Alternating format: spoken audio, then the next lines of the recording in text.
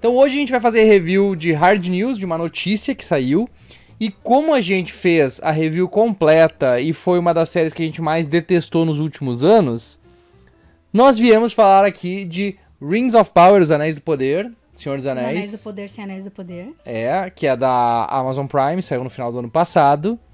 E que foi muito controversa pelos nossos amigos, que não são nossos amigos de outros canais nerds de ultradireita, porque tinha muita lacração e por isso era uma porcaria.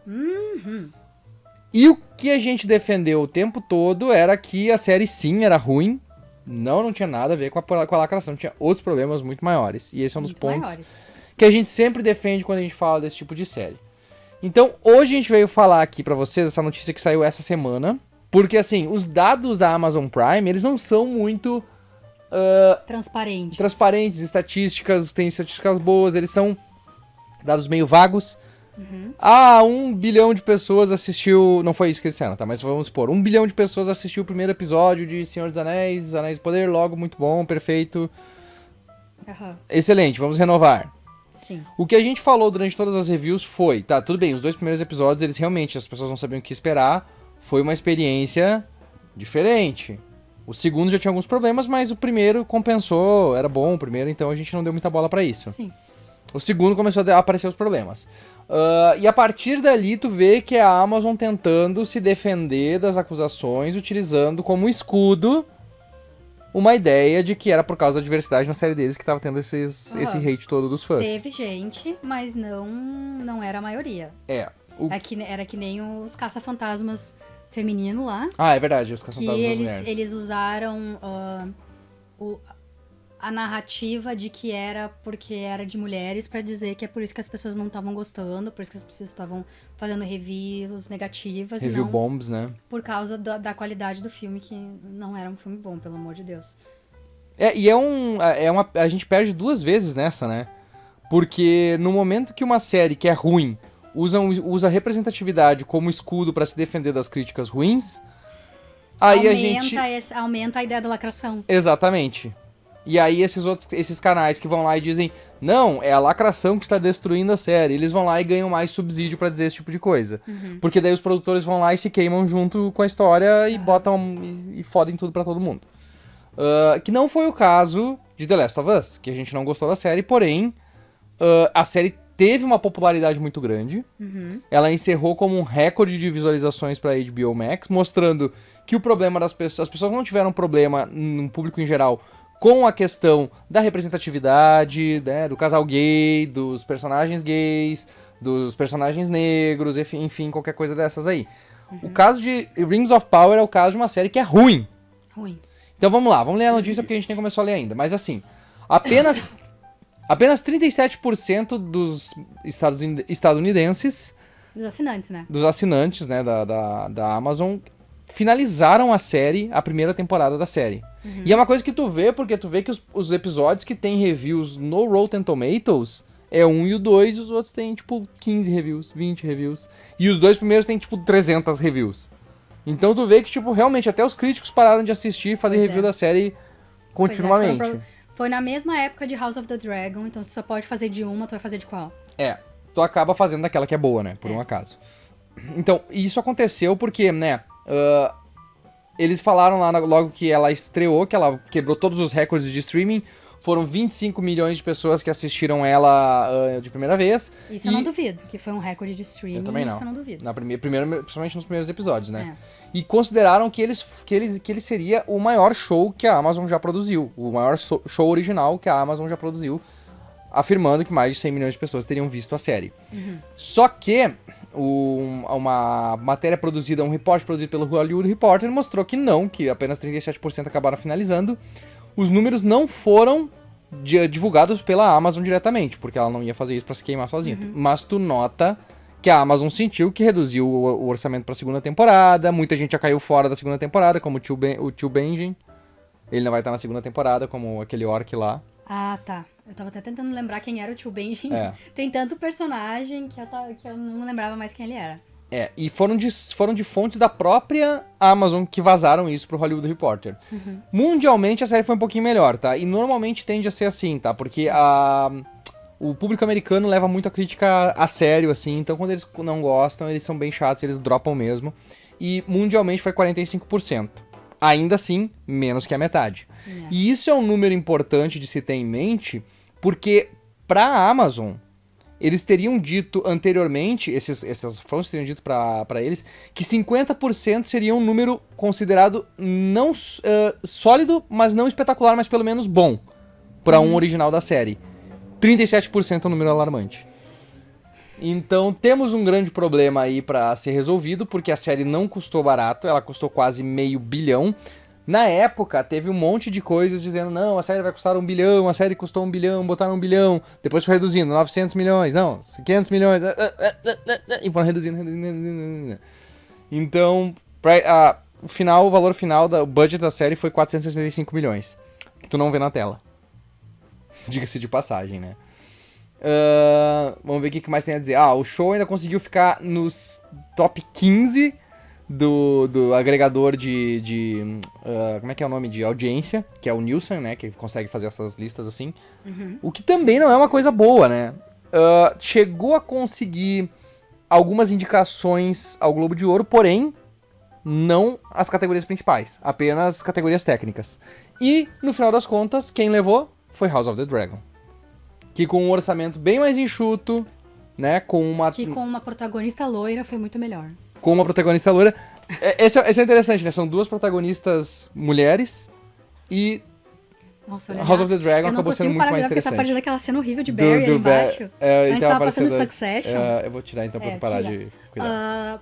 A gente tem muitas coisas que a gente pode comparar. São duas prequels de séries extremamente bem-sucedidas, de fenômenos da cultura pop, baseados em textos que não são muito extensos, não são muito... Eles têm que preencher muita lacuna pra fazer funcionar, sabe? Por isso que eu acho que é muito válida a comparação entre House of the Dragon e Lord of the Rings, Rings of Power, quer dizer, desculpa. Mas Senhor dos Anéis e Reis dos Anéis do Poder. Power. Senhor dos Anéis, pra mim, são os filmes do Peter Jackson agora. A comparação é válida, também o setting das séries é de fantasia, né? Um fantasia mais realista, outro fantasia mais fantasiosa mesmo. Como tá dizendo ali JP, fantasia medieval. Fantasia medieval, exatamente. Fantasia medieval. E o mais importante de tudo é que nessa comparação, os personagens de House of the Dragon são reais. São vivos. Tu vê aqueles personagens, tu vê pessoas ali, sabe? Tu te identifica com as falhas dele, tu te identifica com as motivações dele. Enquanto tu olha pra Anéis do Poder e tu vê uma Galadriel que tu nunca... É uma pessoa completamente mal escrita, que é um remendo de clichês do que os roteiristas acreditam que é uma mulher forte. Né? Porque ela só é boa espadachim, mas ao mesmo tempo ela é uma histérica. Sim. Ela porque é tu uma... vê em comparação como a Rhaenyra, que também é uma mulher forte, ela é uma mulher ao mesmo tempo frágil. Sabe? E ela vulnerável. Exatamente. Sabe? A gente vê a vulnerabilidade dela, sabe? Logo depois do time skip, quando ela tem o nenê, e daí ela tem que levar lá pra rainha ver que ele não é loiro, ele é moreno, sabe? E a perda de... Não quero dar muito spoiler, mas as perdas que ela passa pela vida, que ela passa, sabe? Sim.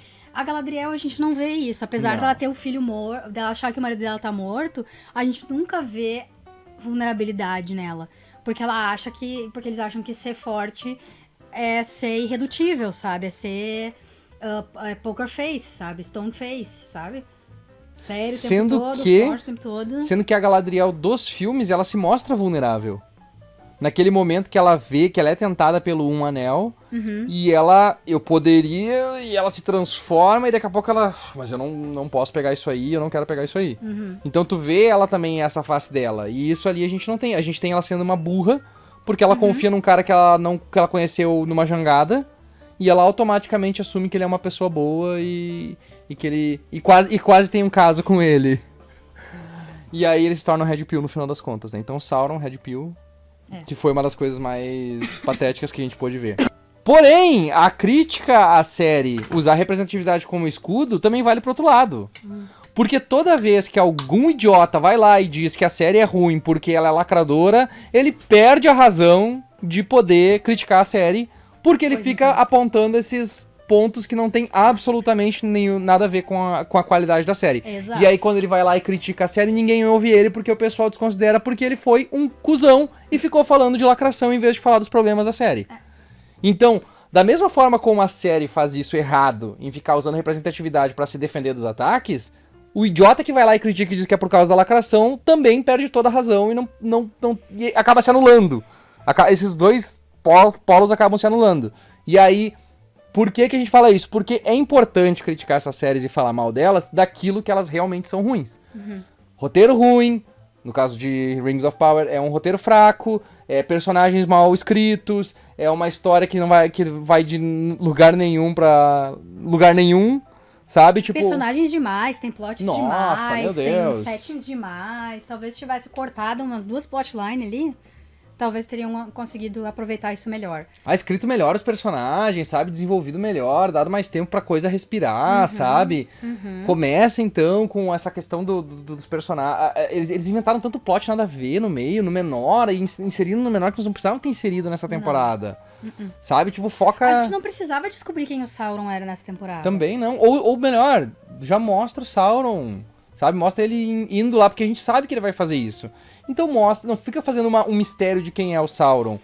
Mostra o cara indo lá e Eu também acho que se mistério apresentando. é desnecessário. É? Porque de onde é que o Senhor dos Anéis é movido por misterinho? Nunca, não tem nada disso na história. Eles sabem tudo? É. Olha, eu tenho que fazer isso e aquilo, pra fazer isso e aquilo eu preciso de fulano, ciclano e beltrano e fazer isso e vamos. É. E o que a gente vê é o que acontece com eles no caminho. Porque daí tu tem que fazer um plot pra tentar manter o mistério de quem é o Sauron, ao invés de tu pegar e desenvolver como o Sauron fez pra enganar esses caras. Então, por exemplo, é uma coisa que o Alfred Hitchcock ensina. O suspense, ele não tá em tu saber quem é o assassino. O suspense tá em tu saber quem é o assassino, tu saber o plano dele e tu saber que os personagens estão indo se fuder Sem saber. sem saber. E o que vai acontecer nesse meio tempo? Ele criava assim o suspense dele, sabe? Tipo, ele tem alguns plot twists que se revelam nas histórias dele, mas a maior parte do tempo é isso. Ele revela a trama e agora vamos ver o que vai acontecer. Então, faltou um pouco disso, sabe? Faltou um pouco desse pensamento. Só que como são uns caras que são meio crus nessa parada, que são muito movidos por aquela ideia do J.J. Abrams de fazer mistério e tentar resolver do longo... Vamos ver como é que a gente resolve depois. Pois é. Aí fica esse problema todo. Então, queria deixar esse recado assim. Vamos reclamar das coisas que valem a pena reclamar. É que essas pessoas que reclamam da lacração, elas não conseguem enxergar o que exatamente tá errado, entende?